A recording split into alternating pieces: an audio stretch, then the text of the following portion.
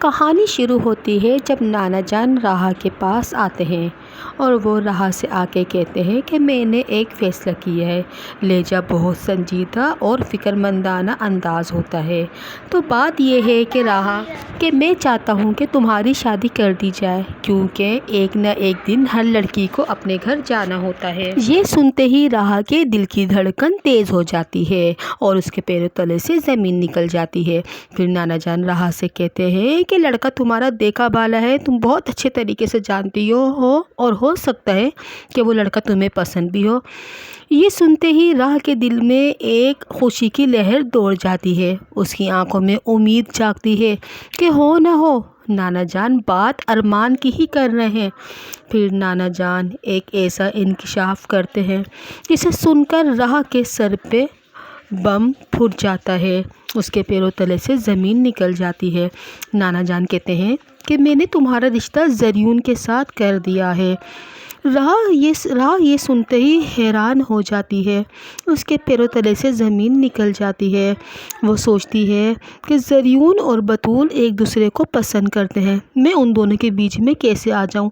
میں جانتے بوجھتے ان دونوں کے بیچ میں آ گئی تو یہ تو رشتوں کی سیاست ہو جائے گی اور میں ایسا جیتے جی کبھی نہیں کروں گی۔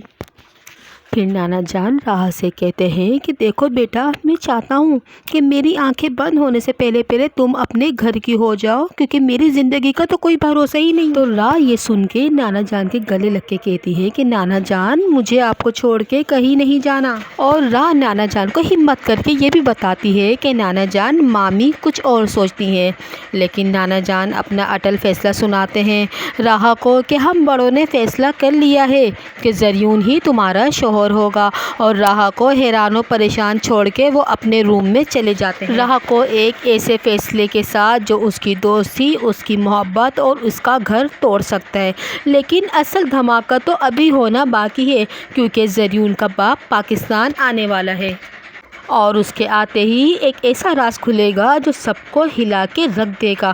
اس کے آتے ہی یہ راز کھلے گا کہ راہا کوئی یتیم اور ایڈاپٹ کی ہوئی لڑکی نہیں ہے، بلکہ اس کی ماں تو تارا ہے جو اس پہ جان چھڑکتی تھی۔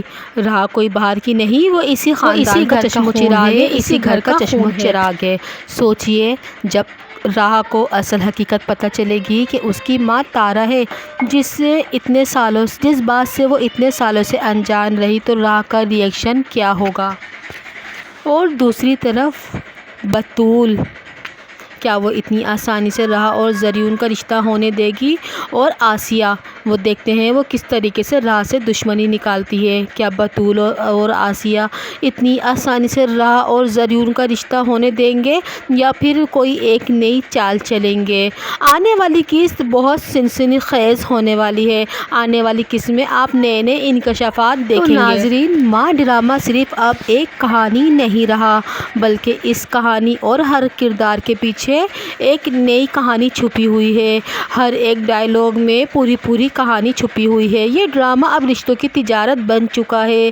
اس ڈرامے کو پاکستان کا سب سے بیسٹ ڈرامہ بن چکا ہے، جس کا لوگ شدت سے انتظار کرتے ہیں۔ ناظرین، اب دیکھنا یہ باقی ہے کہ آسیہ اب کون سی نئی چال چلے گی، اور یہ بھی تو دیکھنا باقی ہے کہ راہا اپنے دل کی سنے گی یا اپنے خاندان والوں کی مان لے گی، اور یہ بھی تو ابھی باقی ہے کہ ارمان میدان میں اتر آئے گا یا خاموشی سے اپنی محبت سے دستبردار ہو جائے گا۔ اور زریون کیا اپنی محبت کا اظہار پورے خاندان کے سامنے کر دے گا یا خاموشی سے بطول کو کھو دے گا؟